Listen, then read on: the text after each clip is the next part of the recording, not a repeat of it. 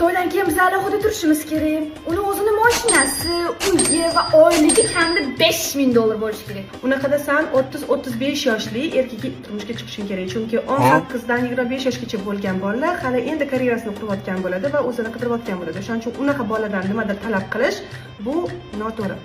5600 dan ko'p daromad topayotgan bo'lsangiz, siz u kambag'al oilaga kirmaysiz. Mani turmush o'rtog'im esa oliy ma'lumotli, xorijda o'qigan va dunyoqarashi keng bo'lishi kerak. Unda sen ham o'qimishli bo'lishing kerak. Instada o'tirmasdan ozgina kitob ham o'qib turishing kerak. Chunki gaplashishga tuzukroq mavzular ham bo'lmaydi unda. Men ishlashni xohlamayman. Ayollar go'zallik uchun yaratilgan. Men erim boqish kerak. Mazzami sizlarga, mazzami? Sen ham uy bekasi bo'lib, eringni chiroyli kutib olib, uydagi hamma xizmatlarni qilib berishing kerak. Mani erim instasi yopiq bo'lishi kerak, umuman o'tirmasligi kerak, keyin u islomiy bo'lishi kerak va iymonli, insofli bo'lishi kerak. Faqat shunaqasiga turmushga chiqaman. Unda sen ham o'zingni yig'ishtirib olishing kerak. Teng-tengi bilan Qarshi qo'ldan chiqadi. fikringlarni bo'lsa Kommentariyada yozib qoldiring.